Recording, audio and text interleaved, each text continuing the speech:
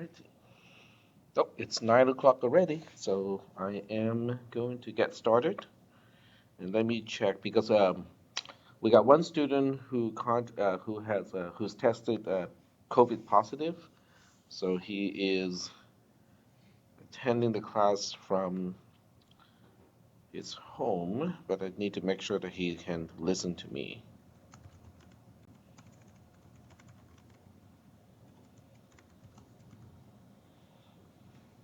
Okay, excellent. Okay, so we can now get started. I know, I think more than half of the class is missing right now. I'm not sure exactly why. I think this is just my theory that most people think, after an exam, the next class is going to be reviewing the answers, and that's partially maybe why people do not show up. I don't know. But I'm going to move forward and get the class started.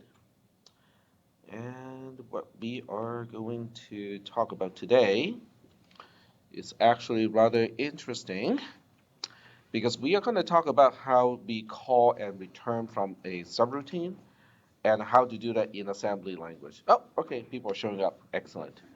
Um, so this is what we're going to talk about today is calling and returning from subroutines. And I just released the scores, for exam 2 today. So if you check your grades right now, you should be able to see it. I think overall speaking, as a class, I think this semester is doing great compared to past semesters, especially during the pandemic. Yeah, during the pandemic, it wasn't good. All right, so we're gonna get started with calling and returning, and this is a topic that you should know already. That's just my watch reminding me that I need to go to class. So let me get rid of that notification. Uh, yep, it's done. That should be it. All right.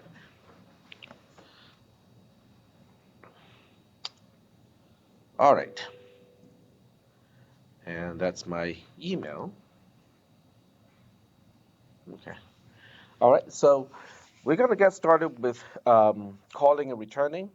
And the first thing we'll do is to talk about the challenges of calling and returning. So this is a program, it shows you the very basic code of calling and returning. And you are correct that F does not do a single thing. It is a void function that doesn't do anything. Main is going to call it twice. And the idea is, how do we do this using assembly language? So the first thing is, if you start executing from main, the first call is not difficult because the first call just needs to end up in the subroutine. And which instruction do you think we should use in order to end up, at the label F? There's one instruction that can help us get to a particular label. Yep. The JMPI instruction, which is the same thing as quote unquote a go-to. So that would get us to the subroutine. The question is, how do we get back? So that becomes a problem because getting back is a problem because if you only have one single function call, returning is not a problem because there's only one spot to return to. But this time we're calling it twice, which means the first time you call F, it will end up here, and then when it needs to go back, it will go to the second call. Not a problem. I can do that with a JMPI as well. The problem is when I call F again, it will go to here, and this time it cannot go back to the same place. This time it has to go to the return statement. In other words, it has to return to two different spots depending on where it was called. So a JMPI cannot fix the problem because a JMPI, the location that a JMPI can go to has to be assemble time determined. Does that is that working? I mean, does everybody understand what I just said? What I meant by assemble time determined? It means it's not runtime. Okay, if you determine I need to go back to a particular location, it will be that location all the time. So it cannot say, well, sometimes over here and other times over there. JMPI cannot do that. So that means we got a little bit of a challenge here, and I have to turn off all the notifications because, okay, let me turn on Do Not Disturb. I thought I scheduled my Do Not Disturb um, with this, but I guess I did not. Okay, and I'm just making sure that it's not gonna beep me again. That's done. Okay, all right. Okay, so what we'll do is we're gonna start to write the assembly code corresponding to this, and at some point we're gonna be stuck, and then we'll switch our topic to talk about the stack, because that's gonna be our solution. That's how we're gonna fix this problem. And we'll start with a new tab here, and we'll go ahead and write call.ttp-asm, and I'm going to erase the code that I already have here. So this is the entry point of the subroutine F. This is the entry point of the subroutine main, and JMPI to F is not a problem. In other words, I can go from main to F. That's an easy thing to do. The problem is when F is done, I need to jump back to a return point. If I only have one single invocation of F for the entire program, I think I can do that too, because all I need to do is to say this is return point 1, and I have to, in F, I just have to say, let's go back to that spot, and we are good. The problem is I have two calls, right? So I have JMPIF again, but this time it cannot go to the same point, because if it did, then we have an infinite loop. So is everybody kind of understanding what the problem is, with the existing instructions that we have? Okay. All right. So with this problem, we have a solution, but the solution does require us to digress to talk about stack a little bit. So are you guys familiar with what a stack is? What is a last in, first out structure? Or should I go over that? Because that may not, you may not have learned that from CISP360. Hmm? Go over? Okay. So a stack is called last in, first out, which is the last thing you put in would be the first thing that you take out. There are many structures like that in real life. In fact, most of the time we have something like that, even though we do not want last in, first out. Your refrigerator is one. Your refrigerator is a last in, first out device, which basically means the last thing that you bought from Costco that you put in onto the shelf, unless you do some restructuring and reordering of items, will be the first thing that you take out from the fridge. So that is also why we have a mold farm or mold garden at the back of the refrigerator, because the food that has been around for a long time at the back of the refrigerator, they never get retrieved. You open the fridge, it's like, I'm hungry, I need to get something to eat. Unless you really intentionally take all the things out to get all the way to the back, the first thing you take out is like, oh, I just bought this yesterday. But what about that thing over there, that you bought 2 weeks ago? Don't see it because the new stuff is at the front of the fridge, right? So a fridge is actually a last in, first out device, even though ideally speaking, we want it to be first in, first out. You got a question? Is it kind of like a gun? It's kind of like a gun magazine, right? It's like Yep. you put the bullets in, and then it's like the last one you put in will be the first one to go out the barrel. Yep. Unless you have a revolver. Unless you have a revolver. I think that would be more like a dictionary or. That would be a first in, first out. Oh yeah, that is also. Yeah, it would be first in, first out. Um, so the other one that is natural as a last in, first out, and in this case, I don't think it's a problem, but you do have to be mindful that it is last in, first out, is when you load up a U-Haul truck, when you're trying to help someone to move, or when you are moving and you load up a U-Haul truck, the first thing that you put into the U-Haul truck is going to be the last item to get out of the truck. Does that make sense? So that is also last in, first out. If you think about clean dishes in the cabinet, that's also last in, first out, okay? Because the last clean dish that you put into the cabinet is going to be the first one that you take out of the cabinet, unless you really kind of lift the entire stack and get the one at the bottom. But who would do that? I mean, nobody does that.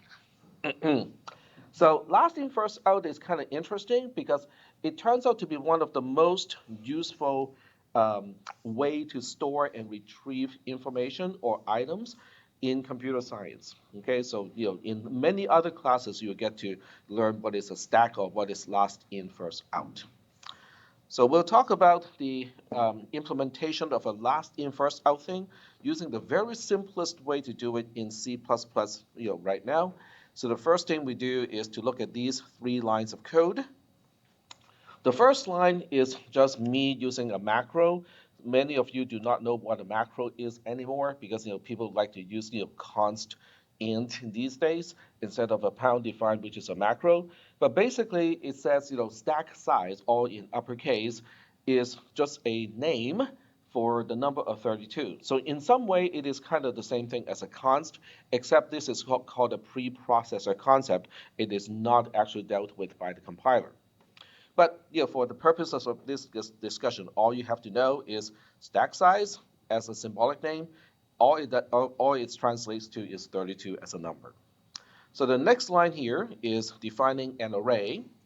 The array name is called stack, and it has 32 bytes because each item is an unsigned 8-bit integer, which is also known as a byte. And then the third line here is defining the stack pointer. So the stack pointer is a pointer to a byte. Okay, so you kind of have to read this backwards because that's the syntax of C. You basically say the stack pointer is a pointer to a byte. So are we okay with these 3 lines of C++ code? The first line may be a little foreign because people don't use macros much anymore, but other than that, I'm hoping that these declarations are doing okay. I can imagine you would use this a lot in programs, wouldn't you? It's like one of those lines that you'll use in almost all of your programs. Or You mean the stack size thing? Yeah, the stack thing. Yeah. Well, I don't use it too much, because this is not the most effective way to implement a stack. Because in this case, you have a stack of bytes, which is not really a whole lot of stuff that you can store. But in essence, this is how we can implement a stack. So the next thing we want to do is to ask, what exactly is a stack pointer? So a stack pointer, okay. So a stack pointer points to the last item that we push on the stack. Pushing is just a term to refer to storing on the stack, and then popping is just a term to refer to retrieving something from the stack. So those 2 terms are kind of specific to stack discussion. Push is to store something, pop is to retrieve something. So every time you go to Costco or your parent go to Costco and ask you to help load up the refrigerator, you're pushing things into the refrigerator as a stack. And then every time you want to get something out to eat, you're popping an item from the stack. Is that okay? So just basic terms to refer to what we can do with a stack. So the next 2 lines here is how we store something on the stack. The first thing we do is we decrement the stack pointer, which is kind of odd because most people would think if you're storing something, aren't we supposed to go positive? Well, no one told me that I have to start from the beginning of a stack, of an array. I can always start from the end of the array and then use items toward the beginning of the array. There's no rule saying that that cannot be done. And then the second item is to store whatever value I want to store to the location that the stack point is pointing to. So the first one is to allocate, so-called, the space, and the second one is to store something at the allocated space. To retrieve something is exactly the opposite. I go to whatever the stack point is pointing to and get the content at the location pointed to by the stack pointer. Retrieve that, store that to something, usually a register in the context of assembly language programming, and then I quote-unquote deallocate that location by incrementing the stack pointer. So let's go through 2 things first, okay? The first thing is, are we okay with the C++ notation here? In other words, all of these, everything that I have talked about so far, those are all valid C++ notation. So are there any questions about the C++ part? Just the notations. Yes? In particular, the stack pointer, it points to the last element, right? I have not yet talked about how to initialize. It is actually down here. So this is how we initialize the stack pointer. Oh. Yep, that's okay. I kind of flip the order, because it's a very important question of how do we initialize. But this only becomes relevant because of the way I use the stack using these actions. Yeah, I was just thinking, why would you start from the end? The reason why we start from the end has to do with, in assembly language programming, we would want to access items on the stack based on where the stack point is pointing to. So it's easier for us to say, the positive offset to where the stack pointer points to, as opposed to the negative offset from where the stack point is pointing to. So that is, when we get to that discussion, you will see, oh, okay, it kind of makes sense that we're only adding instead of subtracting. I mean, more or less, it is just a convention, just like your little endian versus a big endian. There's no right or wrong. It's just that most people think in a particular way that makes it a little more natural as an approach. All right. So let's go through some examples, okay? And the best way to go through these examples, last time I was using a spreadsheet to demonstrate this, and I think I can do the same thing this time around. But instead of using a spreadsheet, I think I'm going to use handwriting using Zerno, because the reason why this might be better, because I can demonstrate how the stack pointer changes using this approach better than using a spreadsheet. So we'll go ahead and give that a try today. Okay, I'm just switching to Zerno, and for some reason this one did not update to what it's supposed to be. Okay, fine, we'll restart that. Okay, so we'll just go ahead and restart that particular thing, and just have to put this into your view. There we go. And I'm keeping an eye on Discord, because Discord has a habit of kicking a connection out here when there's not a whole lot of interaction.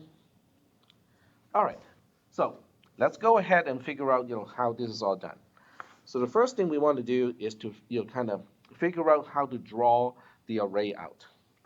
So the array, let me make sure that I'm using the correct tool. I'm going to use a thinner tool here. And wrong color. There we go. Okay. So I'm just going to use this block here as stack, which is the array. But the way I'm going to draw the stack here is where it points down would be lower memory locations or lower indexes, and where it points up would be higher indexes. So the last item of the stack is at index 31, and then 30, and then 29, 28, and so on. And then the first index of the items would be at index 0, because we count from 0, when we are using indexing. So I'll be doing okay so far with this picture. This is the stack array. So we are talking about these concepts using C++ notations and C++ concepts for the time being. Is that okay? So this is going to be the convention that I draw or I display memory. If it's vertical, is higher. If I go up, it is going to a higher index of an array or higher memory locations. If I go point downward, it's going to a lower memory location or a lower index in an array. Is that okay so far? All right. So the first thing we want to do is to initialize the stack pointer. So I'm going to write out the initialization. It says SP equals to stack, which is the name of the array, plus stack size, STACKSIZE, all in uppercase. Okay, so where would the stack pointer be pointing to? So it looks like the address of the stack where you declared it, and then it will add the last element, the address of the last element. So you think it will be, let me see if I can do this. So you think it will be pointing to here? Or do you think it will be pointing to here? It's one of these two. Okay, so I'm going to give you a clue. It's either at this location, or it is at the location that is right after the end of the array. So which one is it going to be? So this is really testing whether you understand the pointer arithmetic thing. So this turns out to be the same as the SP, the stack pointer, being initialized to the address of stack, and in square brackets, stack size. So these two statements are exactly the same. They mean exactly the same thing, except in terms of syntax, they look a little bit different. So if I tell you that these two are exactly the same, these two statements are exactly the same, where do you think the stack point is pointing to after the initialization? Is it going to point to the last item of the entire array, or is it going to point to just one past the end of the entire array? How many items do we have in the array? 32, right? And the index of the last item is 31. So if I'm looking for the address of the item that has an index of 32, it is just past the end of the array. In other words, the stack pointer, after initialization, points right here. Okay? And you would say, but that's a really bad thing. I mean, you're pointing to a location that is not allocated. It is not a part of the array that I call stack. Well, it's not a bad thing until I try to access it. Okay? Just having a pointer pointing to that location is like, okay. I mean, after all, what is a null pointer? It points to location 0. So as long as you're not dereferencing a null pointer, hey, it doesn't do any harm. So it's the same way. As long as I'm not accessing it, I'm not reading from that location, and I'm not writing to that location, no harm done. I mean, this is just initialization. Are we good so far? All right. So the next thing I'm going to do is I would try to do so I'm going to number these actions. So the first thing I want to do is I would try to push a value of, say, 48, okay? And we can just deal with base 10 right now because the base is not important. So the question is, where am I going to put the 48, or exactly what am I going to do? What are the two things that I need to do when I push a value on a stack? There are two distinct steps. The first one is, okay, I mean, if you guys have a computer in front of you, you are encouraged to go read the notes, as you you can use your computer to refer to this page, because it's hard for me to kind of flip-flop between the two applications. But if you have your tablet or your computer in front of you, it's easier for you to do this. Okay, first thing we need to do is to decrement the stack pointer. So that would get us into the range of the actual array. So I am not actually going to do anything to the location that is past the end of the actual array. Okay, and then the second thing is to store whatever value, which in this case is what, 48, into the location that the stack pointer is pointing to. Okay, so that means, in the demonstration, let me go back to that page. There we go. So in the demonstration here, that means, oh, okay, I'm going to store 48 here. But in order to do this, the stack pointer needs to change to point to this location. So I'm going to, I'm going to use a different color here to indicate that I did something to the stack pointer. So it points to one location lower, and then we store to the location that the stack pointer is pointing to. Is that okay? That's step one. And I suppose I can even use this color to indicate this is step one, sort of, okay? Yeah, it's kind of hard to read from the screen, but because you're here already, it's not going to be an issue. Okay, let's push another value then. We'll go ahead and push step 2 is we're going to push, say, 37, okay? So if we want to push 37, it's the same thing. Decrement the stack pointer first, okay? So that means the first thing we do is to take the existing stack pointer, move it down by one notch, okay? This is for step 2. And then the next thing we do, this is the new stack pointer, and then we store the value of 37 to this location, and it's all good. Is that all right? Okay? So let's push one more thing, and then we'll try to do some popping.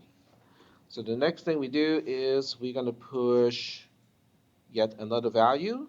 Let's push 56 this time. Okay? So 56, when we push, once again, we decrement the stack pointer. So we move the stack pointer down like this. This is for step 3. And then we use wherever the stack pointer points to, we store the value that we are trying to push, which is 56 this time. Are we doing okay so far with this picture and all the steps that we have performed to have 48, 37, and 56 pushed on the stack at this point? We good? So now let's do some popping, okay? So this part can get a little bit kind of difficult to notate. So I'm going to use step 4 here and say, some local variable x is going to be pop something, okay? So pop does not have a parameter because it is simply an action that returns a value, and we can do whatever we want with that value. In this case, that value gets assigned to a local variable x. So the question is, what do you think should be the value ending up in variable x? Well, let's go back and double check on what does it mean when we are trying to pop. So the pop operation is also a 2-part operation. The first thing we do is we look at where the stack point is pointing to, retrieve the content at that location, and then that becomes the return value of pop. Then we increment the stack pointer. Okay, so given that is what we're supposed to do, let's switch back to Zernal. And now we try to, let me use a different color. I suppose I can use the red color here to indicate the pop operation. So the first thing we do is we take the 56, we store it into x. Okay, so x is just existing somewhere else, and 36 is copied to x here. Okay, that's the first thing we do, and this is, by the way, step 4. And then the second part of step 4 is to increment the stack pointer.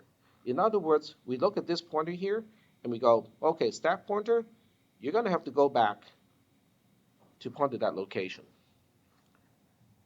So now it becomes a little bit harder to track where the stack pointer is pointing to. I can try my best to kind of clarify. This is where the stack pointer points to after we pop a value into local variable x. And local variable x has a value of 56.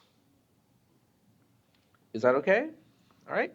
So let me emphasize that x is now 56. So let's pop one more time. Okay. So we'll go to step 5, and we'll say y equals to pop again. So tell me again what's going to happen. Well, we go to the location that the stack pointer is pointing to, and what value is the stack pointer pointing to at this point? 37? That is correct. So that would be the first thing we do is y equals to 37. This is for step, red here. So this is for step 5. And after that, okay, after we retrieve the value that the stack pointer is pointing to, then we increment the stack pointer again. Okay, this is for step 5. And we end up with the stack pointer pointing to 48 at the end of the second pop. Is that okay? Yep. So does x at the end be 37 and y at the end be 48, or is it going to stay? Y is going to be 37. Once you pop the value into y, that's what it's going to have. Yep.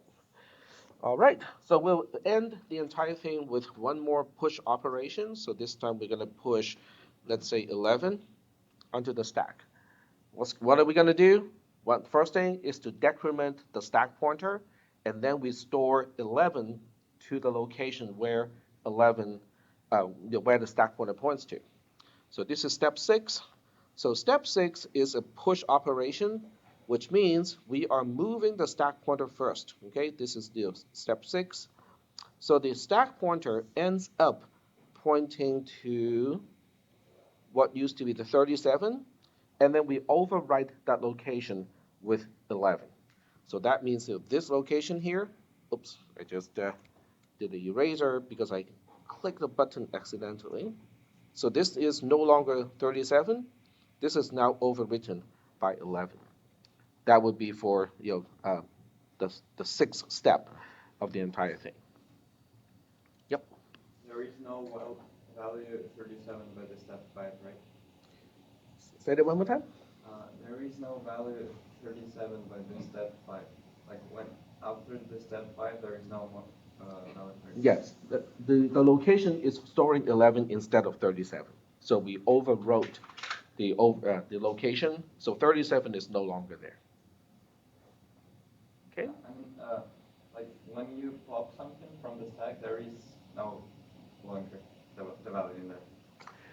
Well, this is where it's different from your refrigerator because there's no such thing as moving something in the computer memory.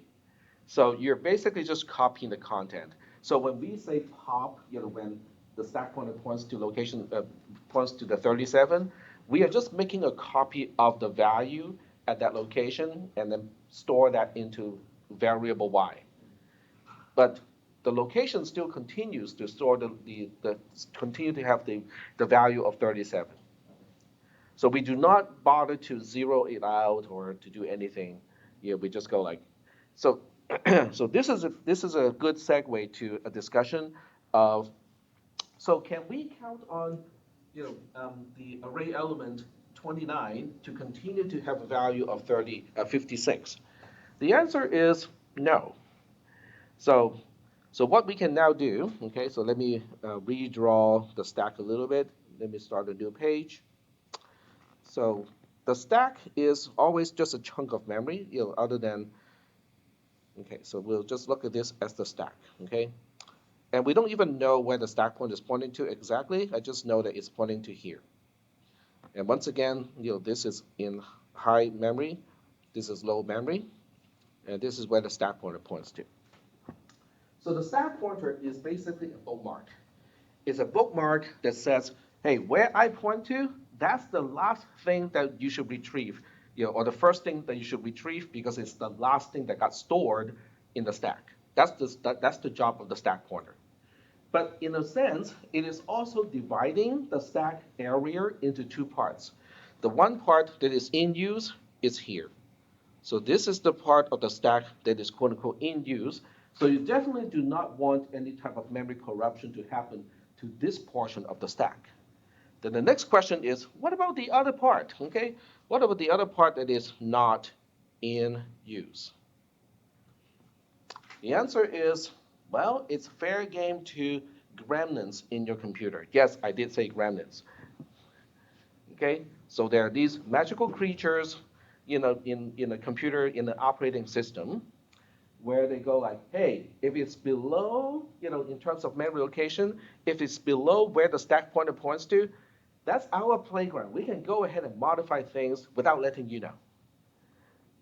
Okay, so if you care about something and you say, don't touch this, I'm still using it, make sure it is above where the stack pointer points to. Because anything below where the stack pointer points to can be, quote unquote, asynchronously modified or overwritten without you actually knowing that that's happening.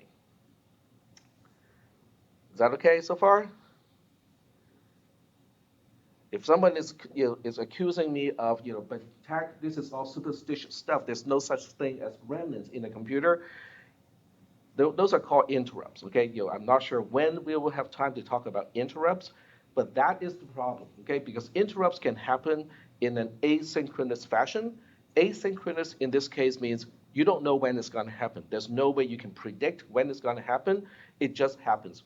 And after it happens, you won't know about it either. Okay?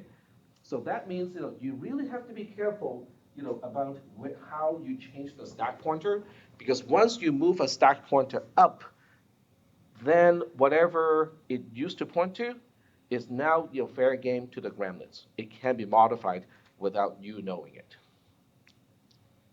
Are we okay so far? Yep. So below or above the stack pointer? Because below wouldn't that be like the array that we declared? Say again? If we do below the stack pointer, Yep. Wouldn't that be the array that we declared? Or? Yes. So in the analogy, in the actual example that we used, it would be below.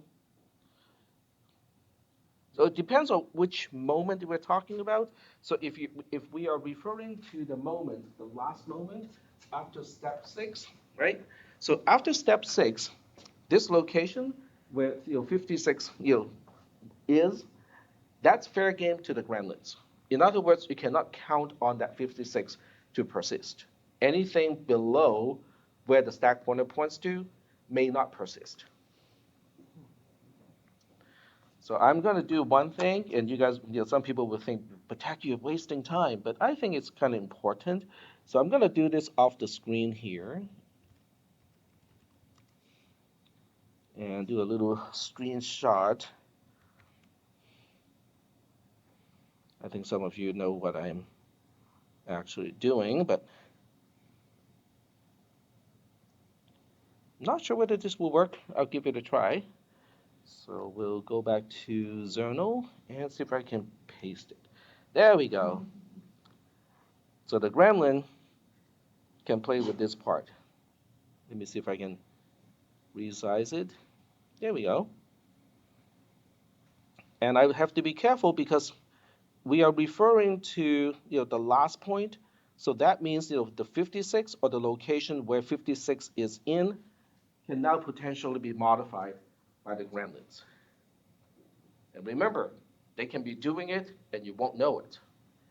So if you care about something, if you don't want the gremlin to touch your stuff, make sure your stuff is above where the stack pointer points to. Yep. How do they know, like, if we don't use it, just because of the pointer? Just because of the pointer, yes. Just because of the stack pointer. The stack pointer is very magical. It basically draws a, I'm not sure how you call those, boundary thing, in magic. It's like, the gremlins shall not pass this point. Circle. Right. There's a special name for those things, right? They put the powder on the ground and say, this, you're not protected. This circle is, people, other beings cannot pass this circle. A ward. Yep. I cannot remember how they call that, in movies, but the stack pointer is that, okay? It is the one thing that will basically, it draws a line and says, gremlins, you cannot touch it past this point. And that point turns out to be the stack, where the stack pointer points to, and every location above the stack pointer in the stack. So are we doing okay so far with this? Does anyone want me to kind of go a little bit deeper into the discussion of what the gremlins really are corresponding to? Okay. There are things called interrupts. Okay. Interrupts are. This is a kind of more of an advanced topic, but I'll try my best to explain it. So in a good old operating system called DOS, okay, DOS, which stands for Disk Operating System, which was a Microsoft operating system back in the 80s. And this is perfect because I have the prop here. So the operating system has to interact with the user using a keyboard. Okay, so when two people type on the command line interface, which is also called a DOS prompt, the keyboard, whatever you type, the operating system has to know what you're typing. Okay, is that okay so far?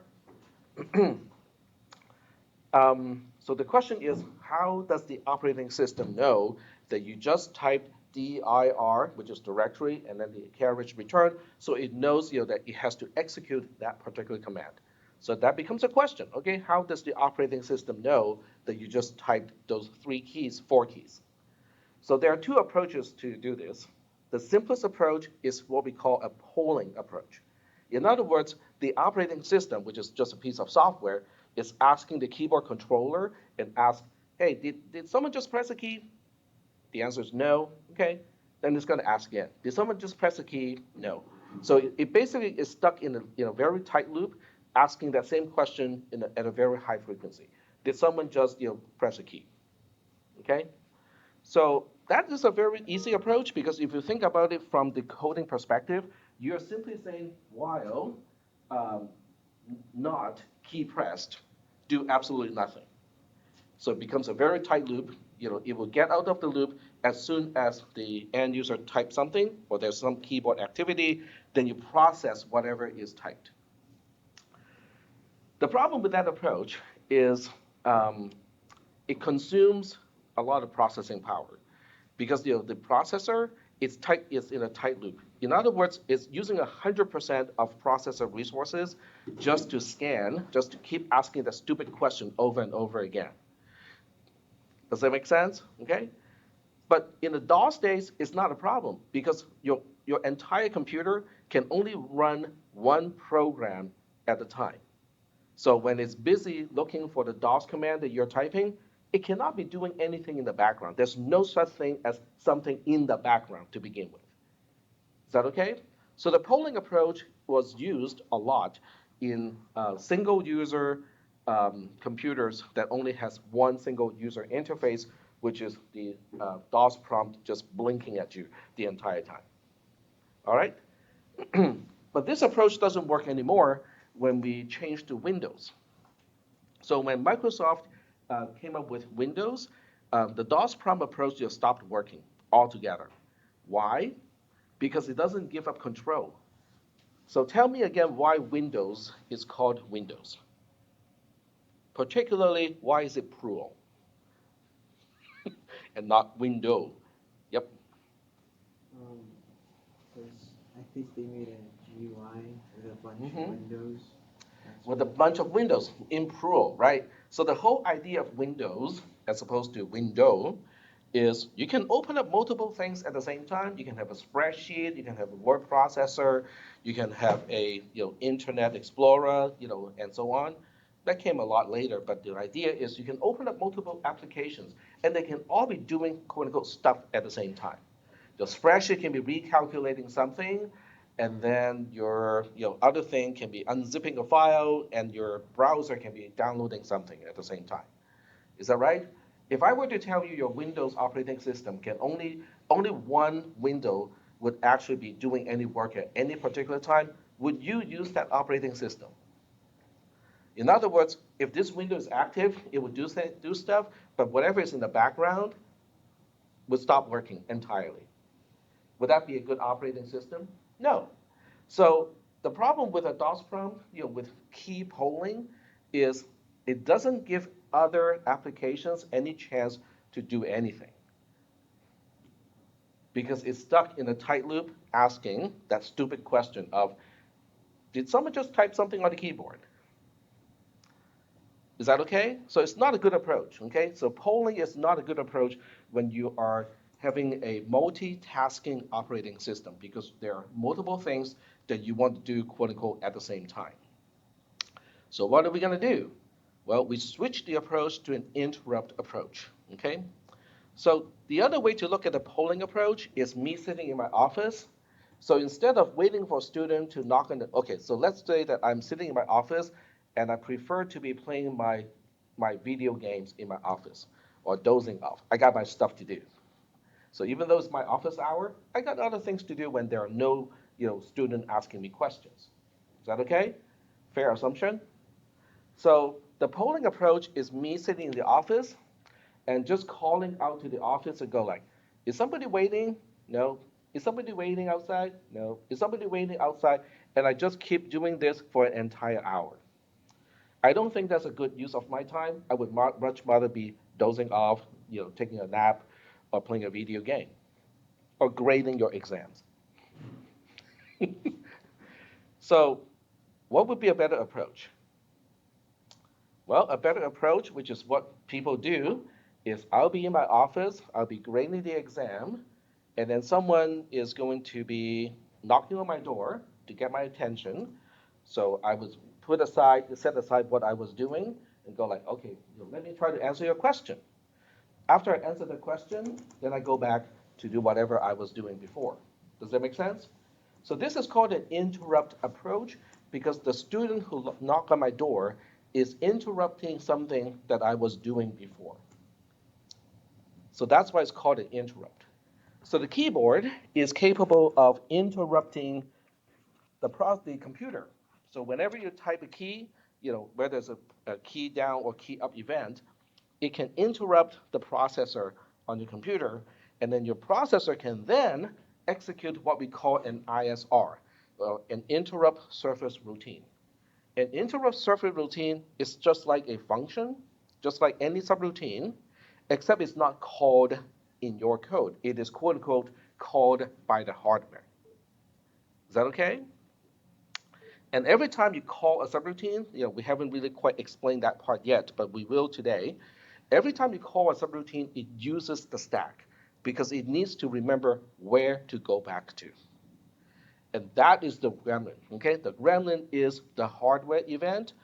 You move your mouse, you type something on the keyboard, your Wi-Fi controller says, hey, I just received the packet, somebody needs to process it.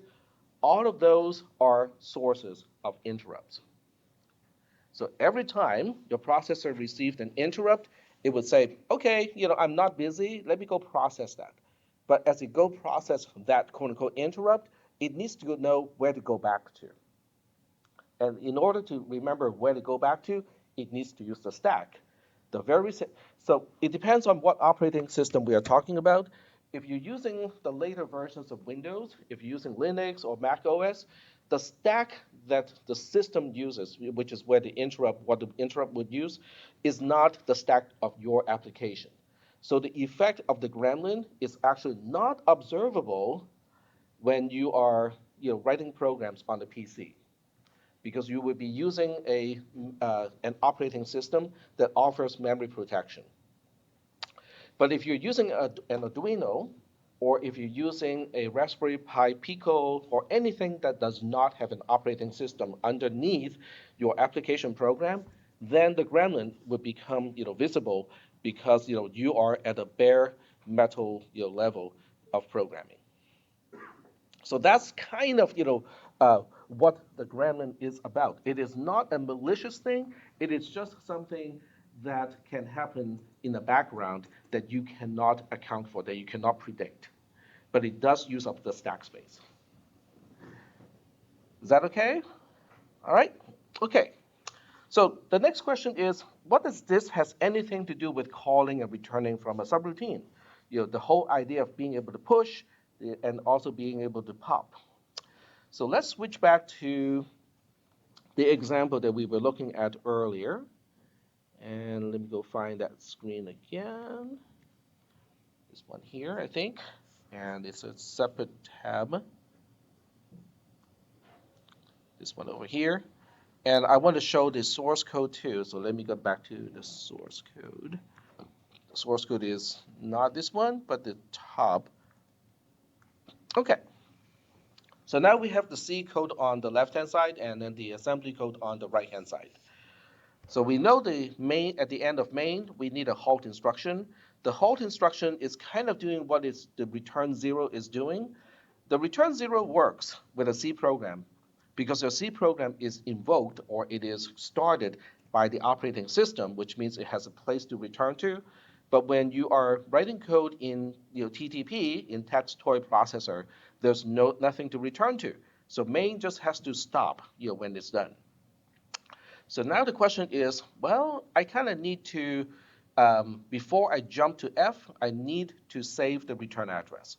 So this is what we are going to do, is to save the return address. And then in F, all it needs to do is to continue execution at the return address.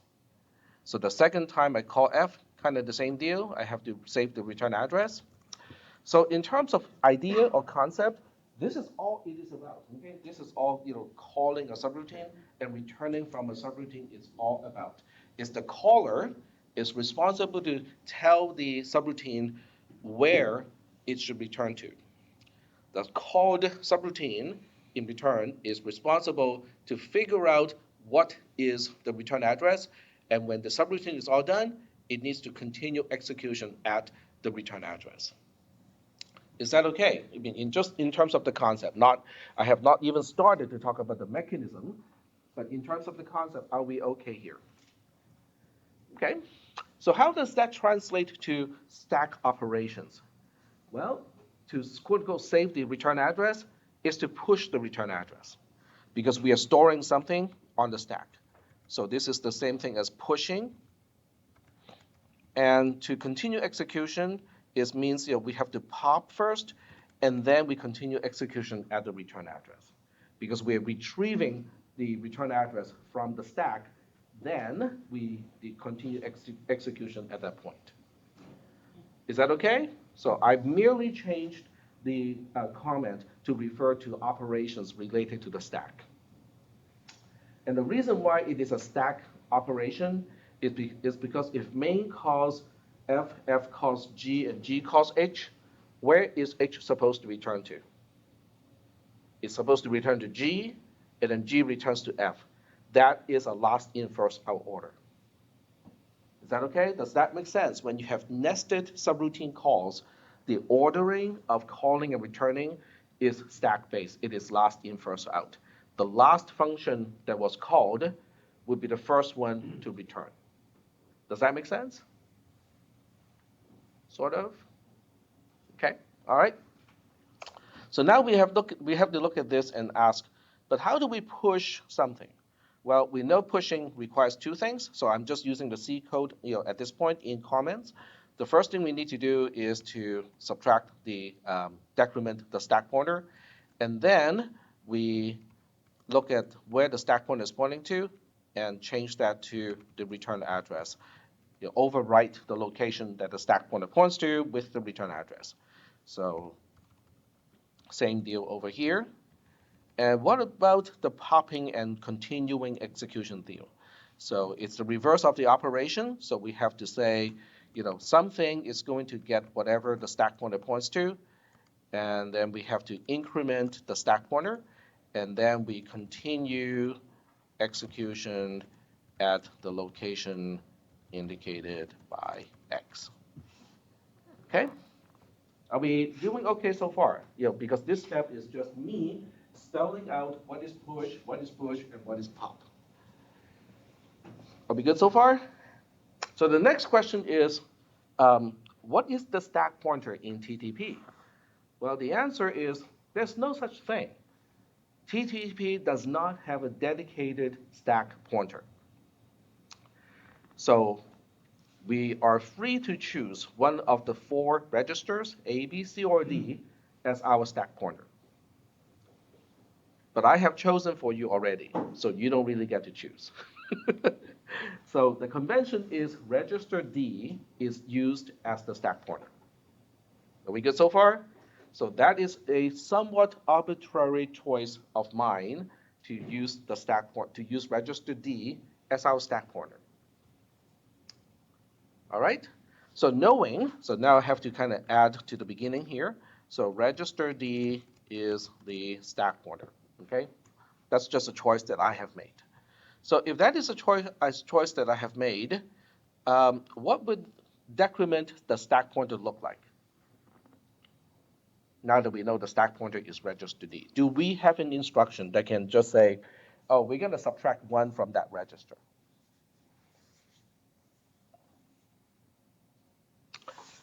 Well, one thing we can do is to go to the opcode table, right? So we go to the drive. There's an inc for increment. So what do you think is the opposite, the counter to that? Sorry? Decrement, yes. All right, very good. A very reasonable guess. Okay, so a decrement instruction is going to do the trick. So decrement D is going to do the same thing as decrementing the stack pointer. Okay, cool. So now we have a question here of how do we designate the return address? In other words, how do I know where the subroutine is supposed to return to? Well, this JMPIF is the actual continuation to F, so this cannot be the return point, right? This can be the return point, right? This can be return point 1. In other words, this is where the first invocation to return to. So where the first invocation of F should return to. It's just a label, right? So now we have to ask the question of, so how do we store the label or the value represented by the label return point 1 to the location that the stack pointer is pointing to? The stack pointer, by the way, is register D. In other words, I'm now trying to say, okay, so let me just kind of do this step by step. This is register D. It needs to store the return address. How do we do this? Well, first of all, which instruction do you think we need to use to accomplish this? So let's take a look at all the instructions that we... ST, very good. Okay, so very good. The ST instruction, which is the store instruction. Okay, very good. And we know where to store to. So how do we specify the second operand, which is the thing, the value that we are storing to the location that register D is pointing to? What should we put here where the cursor is? Now, I'll tell you what we want to do is something like this, right? Whatever the label is representing, that's the value that we want to store to whatever register D is pointing to. The problem is it's not going to happen. Okay, so the question now is, why is this not happening? If you try something like this, what is going to happen, if you try something like this? So let me continue to go back to the processor folder, and then we go to opcode table, and then we look up the ST instruction. Okay, where's the store instruction? ST space. There we go. So here's my store instruction. So we can see the store instruction has a format of using y in parentheses to designate who is the pointer, and then it also has an x here to specify the right-hand side of the assignment. Then we go like, well, can't we use a label for x instead of a register? The answer is no. The question now is, why not? So what would be your answer to the why not? Why can't I use a label? Why do I have to use a register as x? It's kind of go ahead. Is it copies like with the hardware, it copies from the register? So. Yep, because there's no pathway to use an immediate. Because if you want to use a label, you're basically turning the x into an I for an immediate constant. But there's no way to do this, because in the architecture, there's simply no pathway to do this. Because think about it. Whenever we specify an immediate operand, like LDI or JMPI, where is that I stored? Is it in the register, or is it in memory? When you say LDI A2, okay, where is that 2? Okay, let's do this. Okay, so now let's go back to the assembler, because all we have to do is to assemble that simple instruction, and then we can see where that 2 is. So all I have to do is, okay, let me get rid of this code first. That's from the previous class. So LDI A2, okay? Or we can make it more distinct. We can make it 27, okay? There we go. So now we look at the Assemble tab. In the Assemble tab, it says right here, okay, if you look at row 1, okay, so row 1 is the result of assembling LDIA 27. Do you see 27 anywhere on that row, or the hexadecimal representation of 27. Well, first of all, what is the hexadecimal representation of what we know as 27 in base 10? It's 1b because it is 16 plus 11. The b is the 11. The 1 is 1 of 16. So the 1b is our 27. Do you think that 1b is occupying 1 byte in RAM once the program is loaded? This goes all the way back to the first lab that has to do with the assembler.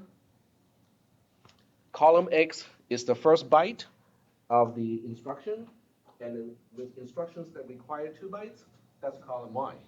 So that means that whatever is in column Y is actually in RAM, which also means the immediate value is also in RAM. Are we good so far with that? Okay.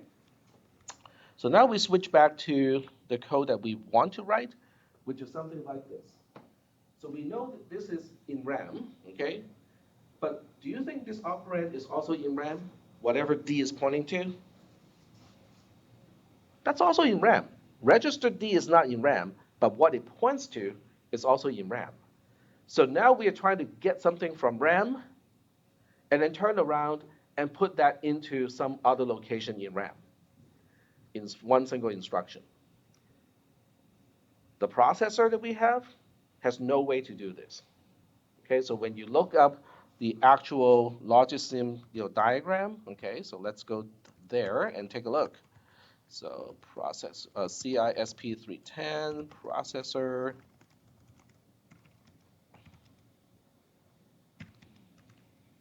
Okay, so I'm just loading up the logisim and copy that to here. All right. There's simply no way to do it because what we are asking is to have this port to serve 2 different purposes and to have 2 different things to specify the address. One to specify where we are reading from, and then immediately turn around to write that content to a different location.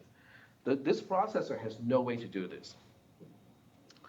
The only way to do this is to use up one of the 4 registers. So you have to sacrifice one of the 4 registers to store whatever you're reading from RAM, and then turn around to copy the content of that register to some location that a register can be the same, can be different, is pointing to.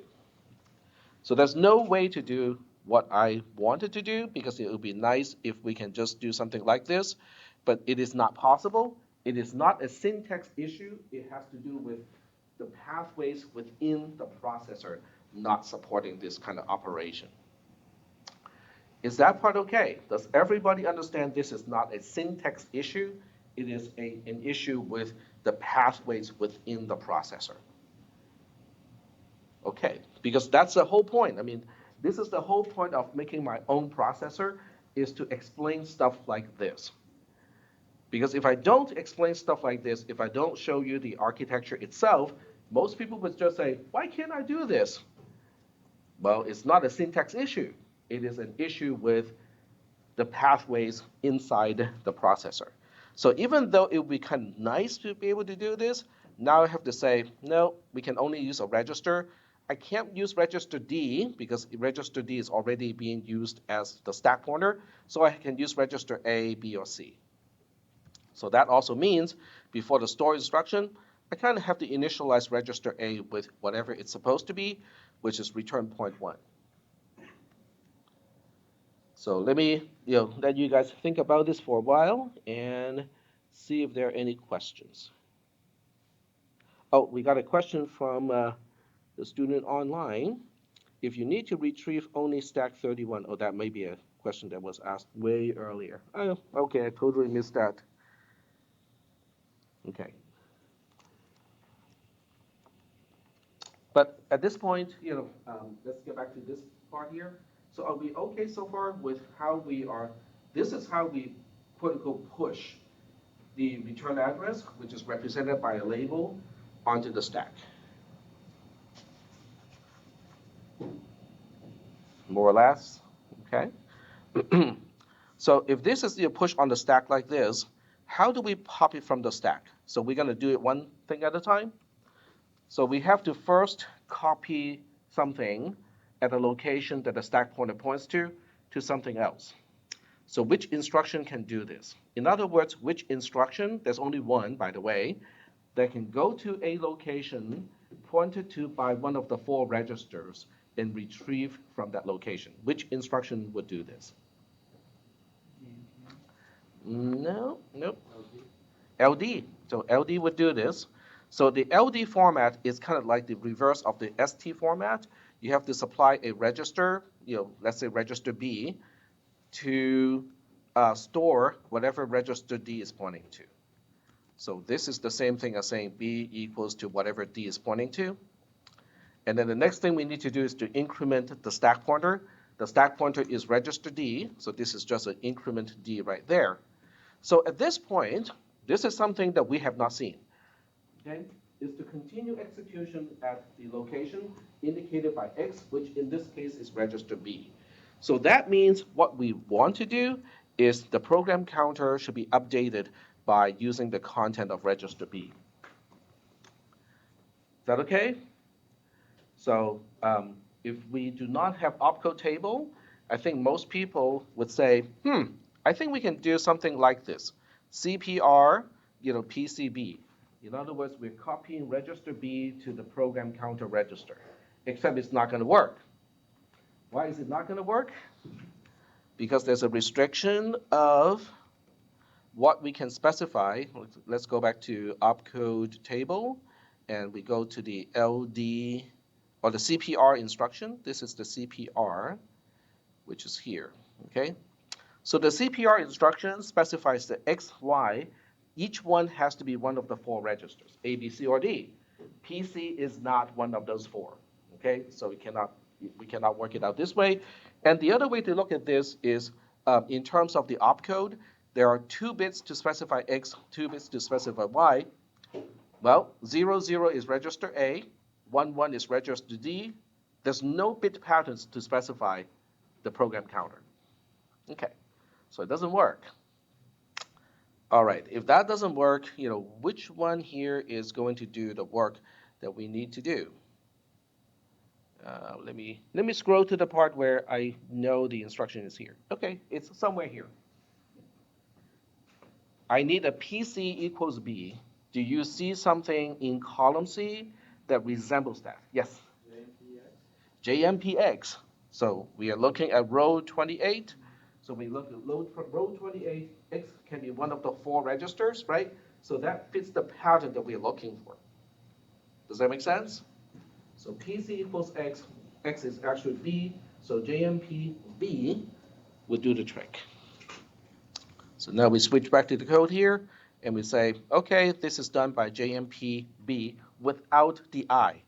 Because instead of having a location that is determined at assemble time and say, hey, this instruction will go to that location every single time, this is a runtime thing. In other words, whatever value is in register B at the time that JMPB executes, that determines what is the next location to execute. It is a runtime thing. It's not a compile time or assemble time thing.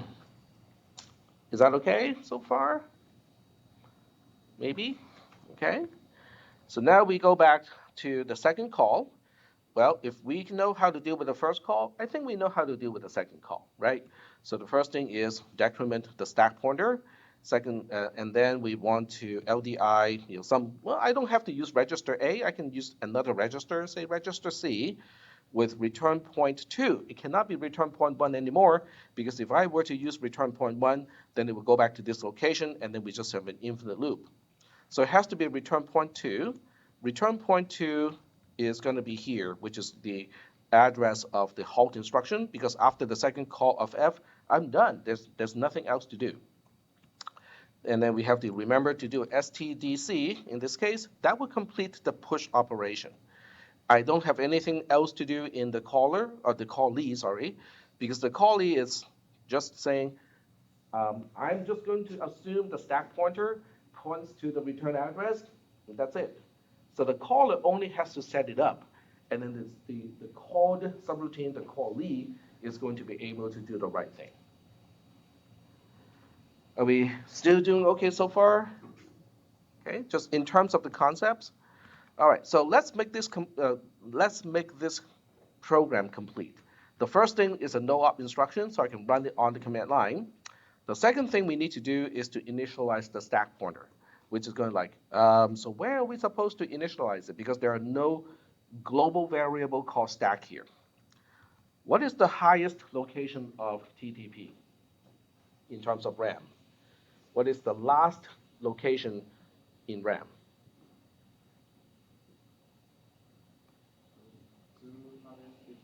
255, yes.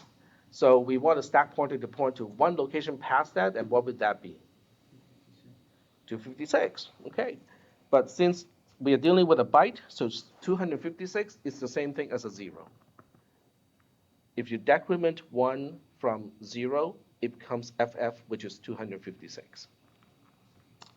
And then we will do a JMPI to main so that we actually execute. If without a JMPI to main, it would just kind of fall through and execute function F right away, which is not the intent of this program. Is that okay? So I think we're ready to give it a try. Okay, so let's go ahead and give this a try. So I'm going to go to my document folder, CISP310. And if you have not set up Refer Spider yet, I would recommend doing it. Okay, TTPASM. There we go. Because it's going to do all the work that I need to do otherwise manually, which is pasting the program into, it didn't like it. But that's okay, because the assembler would actually give me the error messages that I need to fix it. All right, so why doesn't it like it? I made a mistake somewhere. Oh, it doesn't like 256 because it's greater than 255. Any other mistakes? Nope, that was it. Okay. I think I can fix this problem. So we'll go ahead and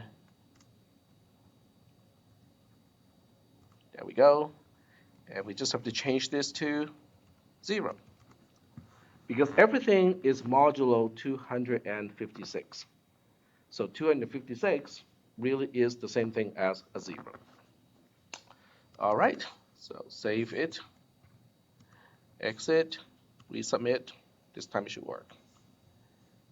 Yep, assembler finished, validating object code. Object code is good, simulating, and now we can go back to the analysis tab.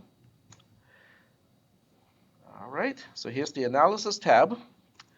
I will explain it the best I can, okay? But I think most of you will need to review this content, this material, after class, because there's a lot of stuff that I just mentioned and how we connect all of those concepts.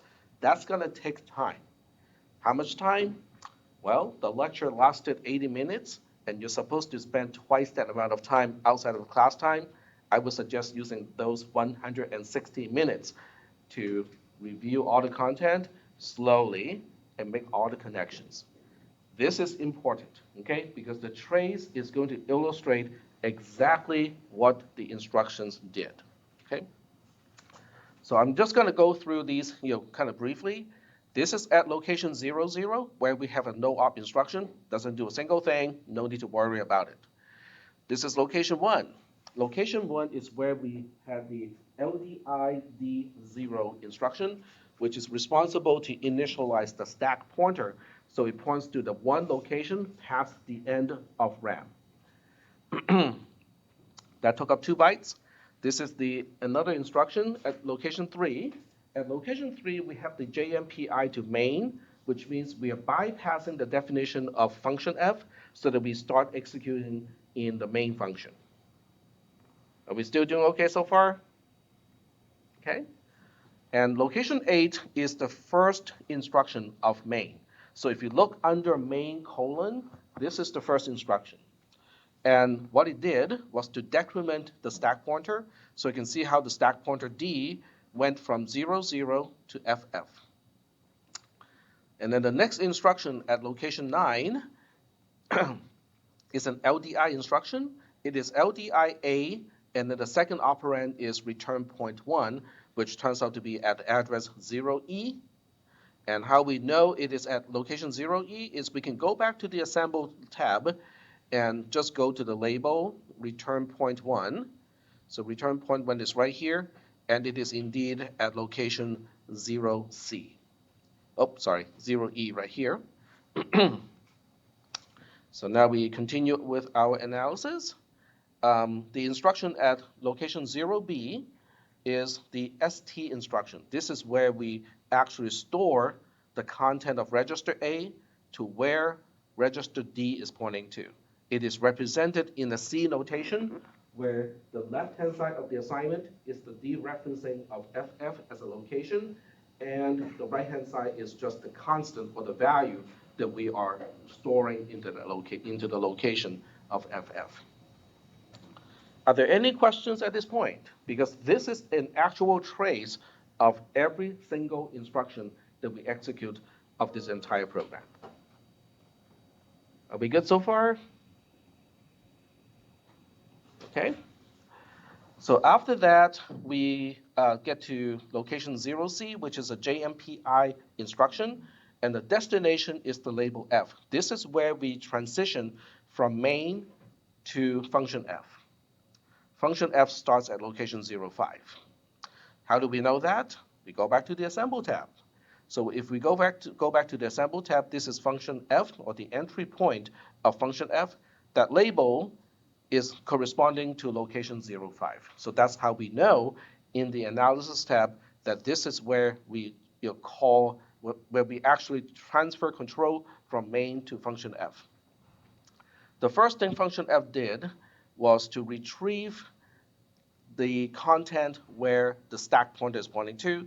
The stack pointer is pointing to location FF, so location FF has the content of 0E, and as a result, register B now has the value of 0E in hexadecimal, which is my return address.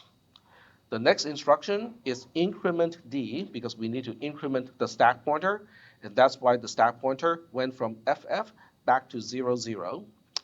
Location 07 is the JMP-B instruction, which is where we say PC, the program counter, is going to be the same as register B, which is 0E. The program counter, PC, tells us where to fetch the next opcode.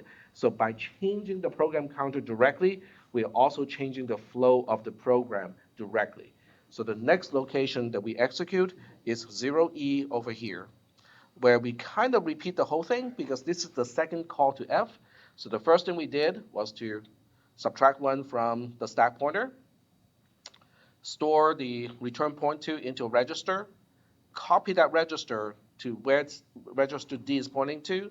In other words, we are pushing the return address again, and then we continue execution in the subroutine, retrieve the return address from the stack, increment the stack pointer, and then we continue execution where the return address is, which is at location 14. Location 14 is the halt instruction, and that is why this is the end of the trace. Are we doing okay so far with this explanation?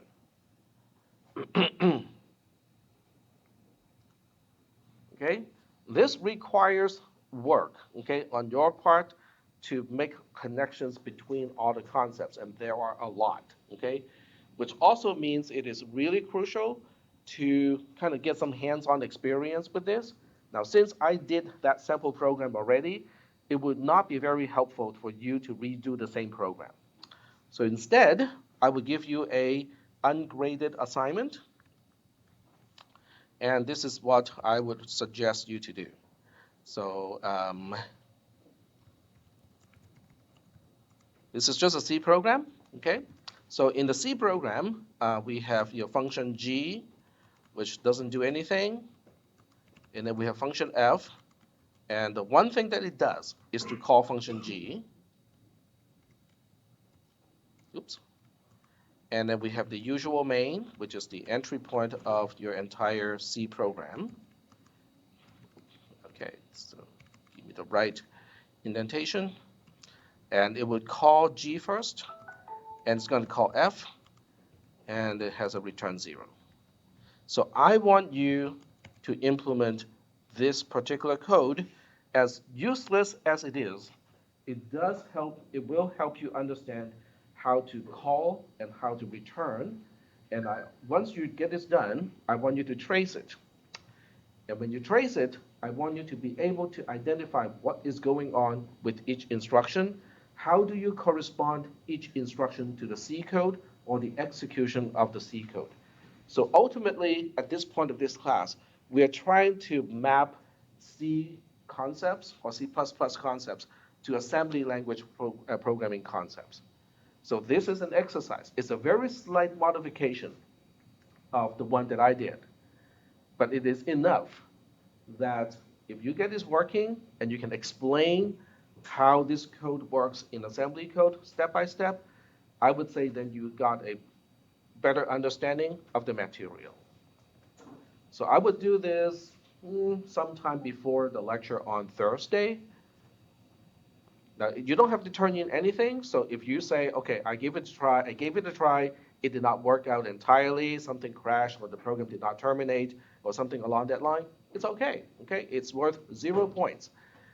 However, the process of going through it is going to be helpful. And on Thursday, I would actually do this too. Okay, I would actually show you the solution, and I would also give you the trace.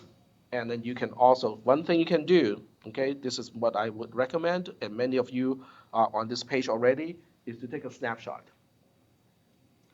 Just go to File and make a copy, because that will make a copy of everything, including the source code and also including the analysis. So this way you don't have to run the code yourself, it's already done. So what you need to do, because I just explained everything verbally using the way that I would use to explain it, I would just go to each row, use column G because column G has no equation associated with it. So go to column G and just explain in your own words what is corresponding to the execution of the instruction at the location indicated by column A. So use your own word to explain it. And particularly, I would say, try to explain it and connect what is happening in the trace with the concept of calling and returning in C++. So this part does not need to be turned in as well. This is only for your benefit. So you can print it out. I mean, you can just do a print out if you want to of this particular tab. And why would it take so long? Print setting. Oh, it's looking for a printer, I think. So you can print it out if you want to, and then just do your handwriting explanation if that is what you want to do, because not everybody wants to do it electronically. So whatever you do, okay, this is the key to help you understand how to call and how to return. Are we good so far? Now there is a lab today, but the lab today does not have anything to do with the stack or calling and returning. The lab on Thursday does, okay? So the lab today has to do with just control structure, which we talked about last Tuesday. So let me go back to the lab, get it released, then you guys can get started with it. So the lab today is called Compiling C Control Structures. That's the name of the lab. And I do believe that it has a access code. I think the access code is just present. So let me show the answer at noontime. This is the access code. It is present. And I don't have a, let's see if I can find a pen.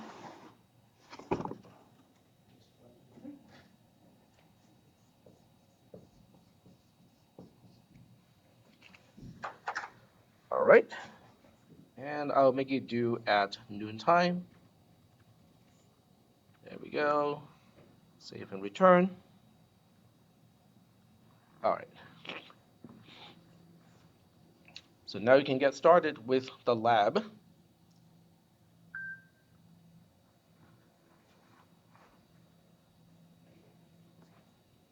That's just a reminder that I'm having a lab session next. There we go. All right, so any questions before I stop the recorder? Are there any questions I can answer at this point? And by the way, for the second exam, I think most people did fairly good, in the second exam. But don't think the final exam is of the same difficulty level. I'll show you the example of the final exam when it's the right time, but the final exam is not going to be the same topics, okay? It's not going to be the same material. So definitely keep up the good work. We are only, go ahead. Are you telling us that the final exam is going to be easier, or are you telling us that it's going to be terrifying? It's different. That's what I'm going to say, is it's different. It's easier for some people, it's harder for some other people. So the final exam, okay, I can tell you the format. I'll give you the C code on one side, I'll give you a faulty implementation in TTP ASM on the other side, and your job is to spot the problems and suggest ways to fix it. So I would say if somebody understands all the concepts, like really thoroughly and careful, it would not be too hard. But for people who do not understand the concepts entirely, it's going to be really hard. So the key, I think, once someone understands all the concepts, going through the code and just kind of look for the errors is not going to be very time consuming. It's the problem is when people do not fully understand the concepts, then it becomes almost impossible to answer those questions. So that's why I want to emphasize, understanding the concepts is important. It's open book, open notes, just like the first and the second exam.